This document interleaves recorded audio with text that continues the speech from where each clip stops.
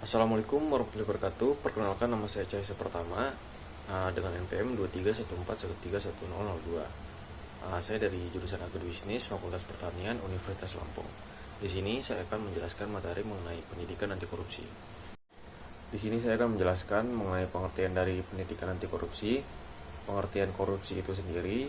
Selanjutnya ada tujuan pendidikan anti korupsi, faktor-faktor yang mempengaruhi adanya korupsi, dan ada tantangan dalam pendidikan anti korupsi, manfaat pendidikan anti korupsi, dan yang selanjutnya ada peran lembaga universitas dalam pendidikan anti korupsi, dan yang terakhir ada upaya pencegahan korupsi melalui pendidikan anti korupsi.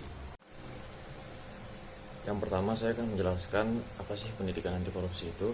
Pendidikan anti korupsi adalah upaya untuk memberikan pemahaman nilai dan kesadaran kepada individu, terutama untuk generasi muda, tentang bahaya dan konsekuensi negatif dari korupsi.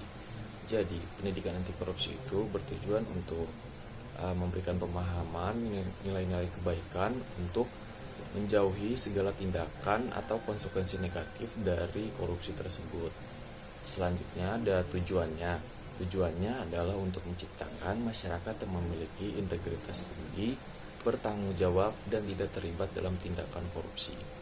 Jadi, pendidikan anti korupsi bertujuan untuk meningkatkan integritas dari suatu individu ataupun struktural untuk menjadi lebih tinggi, atau lebih masyarakat ditekankan untuk lebih jujur, bertanggung jawab, dan menjauhi segala tindakan korupsi.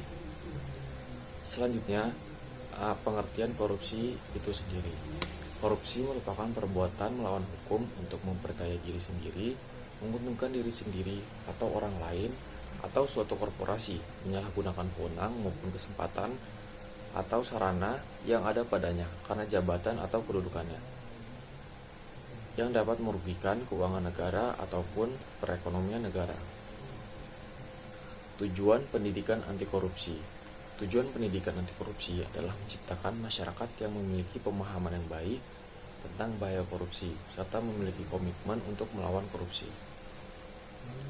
Selanjutnya, terdapat faktor-faktor yang mempengaruhi korupsi.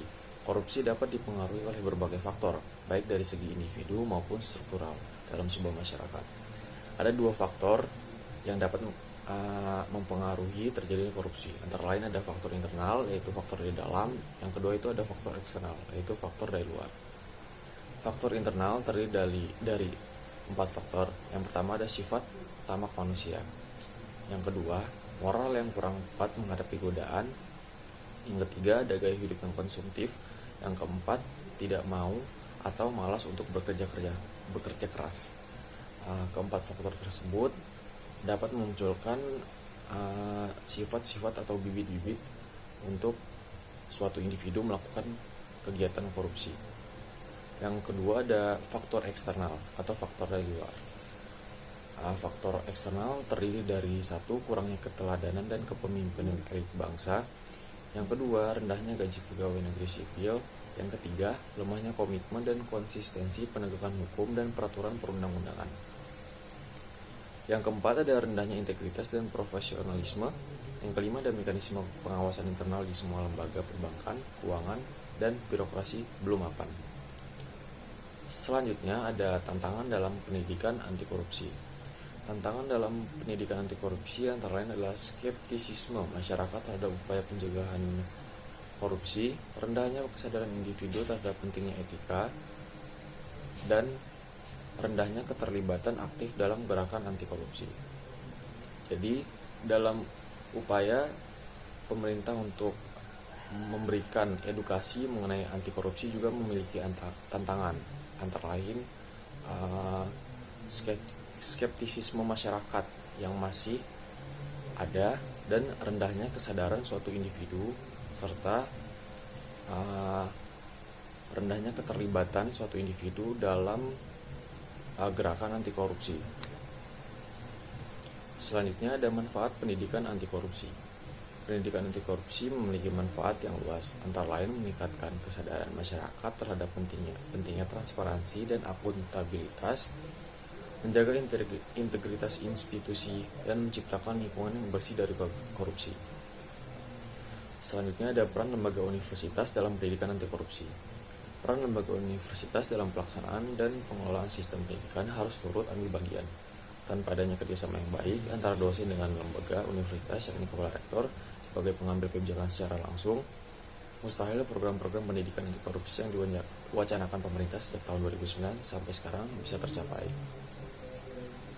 Nah, yang terakhir ada upaya pencegahan korupsi melalui pendidikan anti korupsi. Pendidikan anti korupsi memiliki peran penting dalam upaya pencegahan korupsi dengan meningkatkan kesadaran masyarakat, mengubah sikap dan perilaku suatu individu, serta membangun kultur integritas korupsi dapat diminimalisir.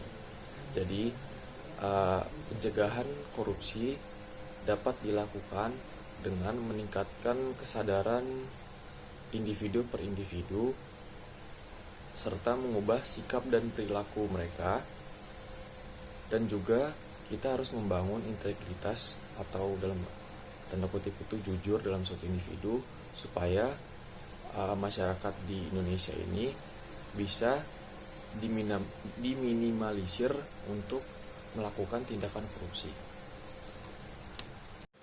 Sekian dari saya mengenai penjelasan materi pendidikan anti korupsi.